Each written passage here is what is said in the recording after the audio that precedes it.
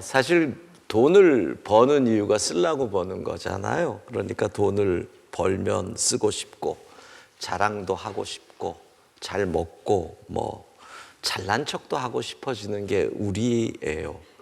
자, 오늘 우리의 주제는 어떻게 하는 것이 잘 쓰는 걸까 하는 거죠.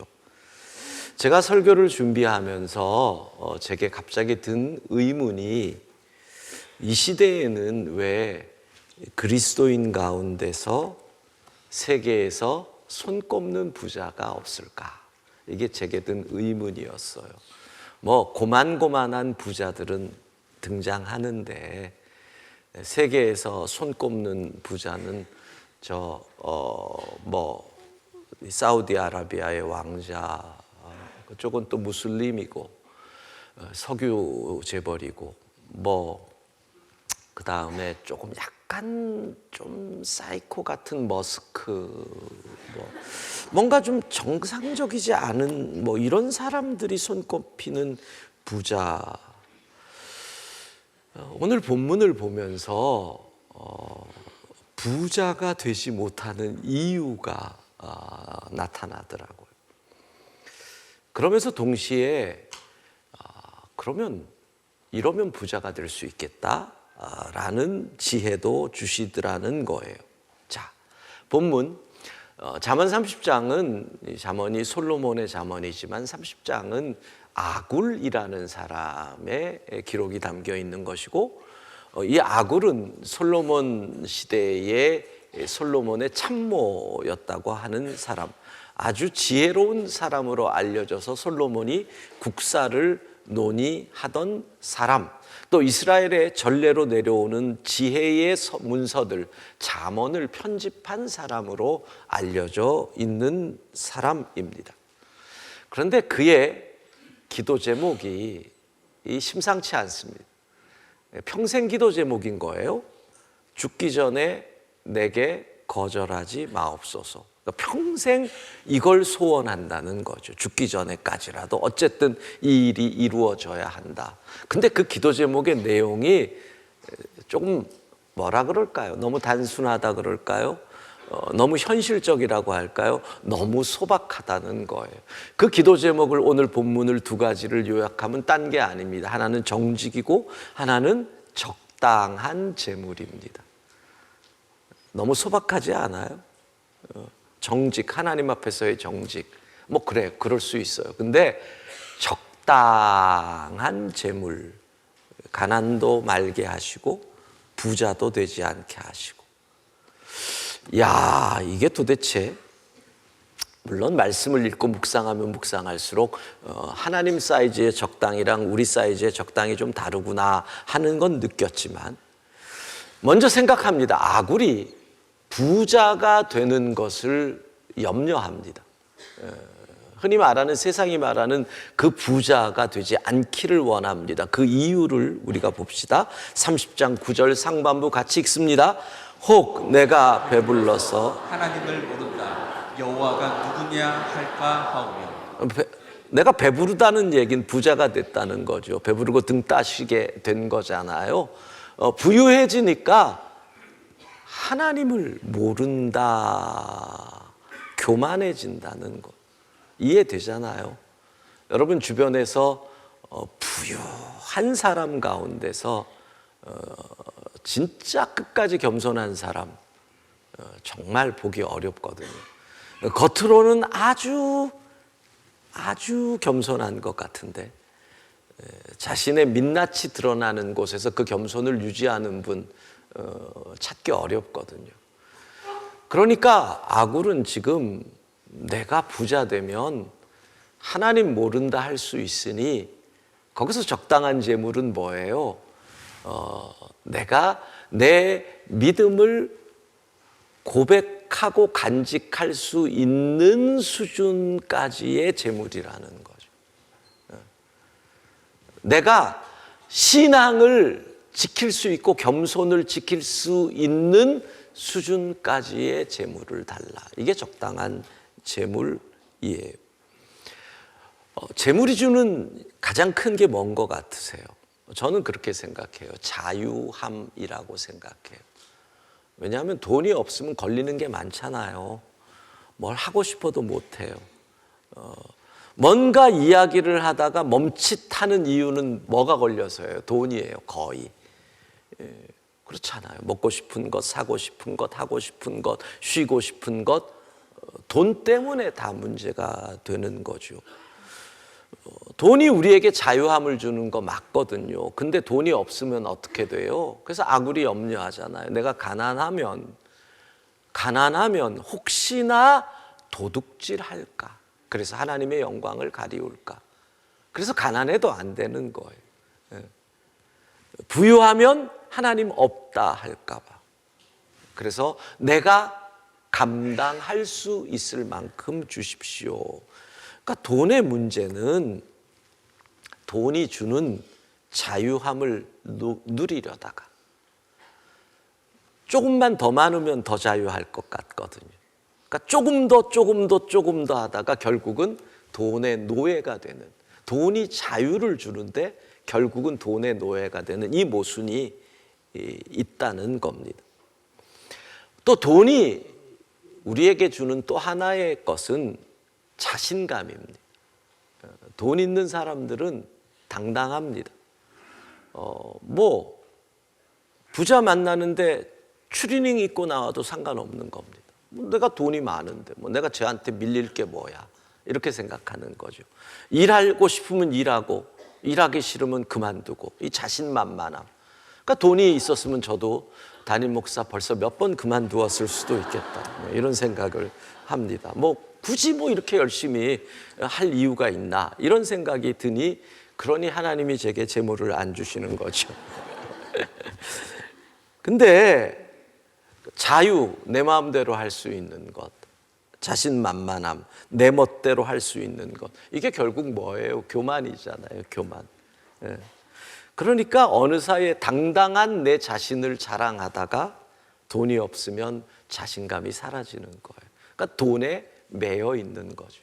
자신감이 나로 인한 자신감이 아니라 돈으로 인한 자신감이 되는 겁니다.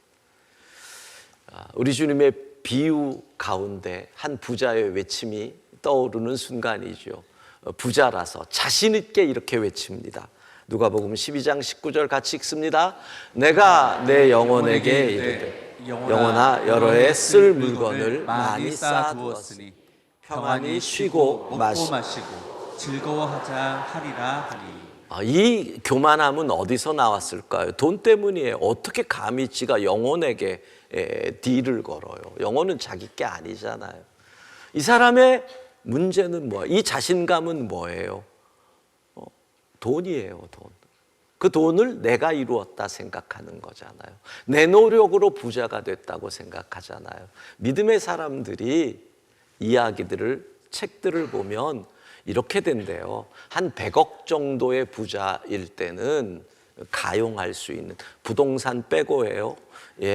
현금 가용이 100억 정도 되는 부자들은 한 80% 정도 하나님의 은혜를 얘기한대요. 그런데 1000억이 넘어가면 하나님이 내게 주셨다는 게 50% 이하로 떨어진대요. 그러다가 1조 이 정도 되게 되면은 말로는 하나님이시지만 자기가 이룬 것이 90%로 된다고 그렇게 얘기하더라고. 그래요. 그의 부에 하나님이 사라진 거죠. 내가 한 거죠. 그러니까 자신 있게 외치는 건데 주님은 이 어리석은 부자야 라고 하시거든요. 그래서 우리가 부자가 되려면 세 가지, 요 첫 번째 테스트가 요 세 가지를 체크하는 거예요. 자, 성경은 늘 얘기하죠. 나의 나된 것은 하나님의 은혜다, 은혜. 그러니까 내가 부를 이루었다? 하나님 은혜로 된 거예요. 은혜로 된 거예요. 그럼 하나님의 은혜로 된 부니까 이 소유는 누구의 것이에요? 하나님의 것이에요. 소유가 하나님의 것이에요. 그러면 이 부를 관리하는 나의 위치는 뭐예요? 나의 포지션은 뭐예요? 종이에요. 청직이에요. 이 세 가지를 체크하시는 거예요. 여기서 거의 걸리거든.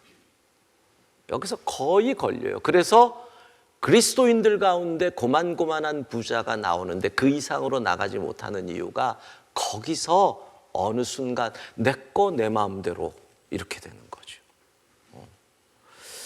자, 세 가지. 하나님의 은혜, 하나님의 것, 나는 하나님의 종이다. 우리의 믿음, 하나님의 은혜, 예. 우리의 소유, 하나님의 것, 나의 위치, 하나님의 종. 요게 첫 번째 관문 테스트입니다. 20세기 최고의 부자 가운데 한 명인 락펠러가 이렇게 물어봤대죠. 선생님은 돈이 얼마나 더 있으면 만족하실 것 같습니까? 락펠러가 이렇게 대답했대요. 조금만 더 있으면. 세계 최고의 부자가 조금만 더 있으면. 그러면 조금만 더 있으면 그 다음엔 또 뭐라 그럴까요? 거기서 조금만 더 있으면. 만족이 없는 거예요. 내 거거든요. 내가 이룬 거거든. 그러니 첫 번째 관문은 뭐예요? 하나님의 테스트는 뭐예요? 너는 끝까지 겸손한 나의 청지기로 있을 수 있느냐? 대부분 열의 9이 거기서 넘어집니다. 자, 아굴의 두 번째 재물을 위한 기도는 이겁니다. 30장 8절 후반부 같이 읽습니다. 나를 가난하게도 마옵시고 부하게도 마옵시고 오직 필요한 양식으로 나를 먹이시옵소서. 예, 가난하면 아까 얘기한 것처럼 도둑질 할까봐, 욕심낼까봐. 그 다음에 부하면 어떻게 돼요? 교만해질까봐. 필요한 양식으로 먹여주십시오. 그러니까 아굴은 내게 필요한 양식만 있으면 됩니다. 여기서 질문이 나오는 거예요. 도대체 어느 정도가 내게 필요한 양식일까? 내게 필요한 양식일까? 여러분, 나에게는 틀림없이 가족이 포함될 거예요. 가족. 그러니까 우리 4명 식구가 먹을 양식이 뭐 일반적으로 필요한 양식이 되겠죠. 그러면 아굴에게 있어서 필요한 양식은 몇 명분일까요? 보세요. 솔로몬 왕의 높은 고문이었단 말이에요. 고위 공무원이었죠. 그러면 그 집에 가족만 살았을까요? 그 시대에. 지금으로부터 2900년 전인데 아니죠. 당연히 종들이 살았죠. 같이 사는 식솔들이 20명, 30명, 40명일 수 있는 거죠. 그러면 아굴이 지금 구하는 오직 내게 필요한 양식은 자기 가족만이 아니라 내가 건사하는 식구까지 포함하면 30명이 될 수도 있고 40명이 될 수도 있는 거예요. 오직 내게 필요한 양식. 내게 필요한 양식의 정의가 달라질 수 있다는 거예요. 내가 먹일 식구의 범위가 어디까지 가느냐. 이게 두 가지를 생각하셔야 돼요. 자, 식구의 범위가 어디까지 가느냐. 이게 첫 번째예요. 두 번째는 그러면 내가 100명 회사의 직원을 가진 회사의 사장이에요. 내가 먹여 살릴 필요한 양식을 공급해야 될 사람이 우리 회사 직원 100명이면 필요한 양식은 100명분이 되는 거예요. 자, 근데 여기서 또 한 가지가 더 던져지는 질문이 그러면 필요한 양식이 공급돼야 할 그 사람들이 나의 진짜 가족이냐? 이 질문이 나오는 거죠. 그러면 100명 회사 직원이 4인 가족이면 400명이 되는 거예요. 즉 필요한 양식에 대한 질문은 나의 긍휼의 그릇이 얼마나 되느냐를 묻는 질문이라는 거예요. 평생 나만 생각한다면, 평생 내 가족만 생각한다면 내게 필요한 양식은 4인분이에요. 그런데 내가 섬겨야 할, 내가 베풀어야 할 가족이 늘어난다면, 1000명 회사를 거느리는 사장이라면, 10,000명 회사를 거느리는 회장이라면, 내게 필요한 양식, 그리고 그들이 진짜 내 가족이라면 10,000 곱하기 4. 이것이 바로 내게 필요한 양식이라는 거죠. 저는 오늘 설교를 준비하면서 이 설교가 우리 성도들에게 꿈과 비전을 주는 설교가 되기를 원했던 거지요. 여러분, 간절히 소망합니다. 내 평생 1000명, 10,000명, 아니 10만 명, 100만 명, 그 이상도 좋아요. 더 많은 가족을 먹여 살릴 필요한 양식을 공급하는 자가 되는 꿈을 여러분이, 여러분의 자녀가 꿀 수 있기를 주의 이름으로 축복합니다. 하나님께서 복을 주셔서 우리의 지경이 넓어지는 겁니다. 섬김의 지경이 넓어지는 겁니다. 베품의 지경이 넓어지는 겁니다. 긍휼의 지경이, 희생의 지경이, 헌신의 그릇이 넓어짐으로 많은 사람에게 필요한 양식을 먹이는 주의 도구 될 수 있기를 주의 이름으로 축복합니다. 중요한 것, 얼마나 재물을 잘 쓰느냐입니다. 잘 쓰느냐. 예. 자, 정리하십시다. 온 세상의 주인이 되시는, 오너가 되시는 하나님께서 이 회사를 이끌어갈 CEO를 지금 쓰려고 이 사람을 놓고 테스트를 하는 겁니다. 후보를 놓고. 첫 번째는 이 사람이 관리자로서의 자격이 있느냐, 인성을 테스트합니다. 그렇잖아요. 인성이 중요하지요. 그 인성 테스트가 뭐예요? 은혜, 소유, 위치. 이 세 가지. 그렇잖아요. CEO한테 열심히 자격 줬더니 CEO가 어느 사이에 자기 사람 만들어가지고 오너한테 덤벼들어가지고 쿠데타 일으키면 안 되잖아요. 끝까지 나의 모든 것은 하나님의 것이고 나는 하나님을 관리하는 관리자라고 하는 인성, 그 인성이 뭐예요? 믿음, 은혜의 고백이 있느냐, 이 테스트를 하셔요. 그 다음 두 번째 테스트는 뭐겠어요? 능력 테스트죠. 능력 테스트. 얼마나 잘 쓸 수 있느냐. 예. 필요한 양식을 공급할 수 있는 긍휼의 그릇이 얼마나 되느냐. 기껏 해놨더니 맨날 내 새끼, 내 가족, 내 것만 챙긴다면 거기까지 너 끝. 사랑하는 성도 여러분, 여러분의 그릇이, 섬김의 그릇이, 필요한 양식을 공급하는 여러분의 손길이 더 크고 더 넓어질 수 있기를 주의 이름으로 축복합니다.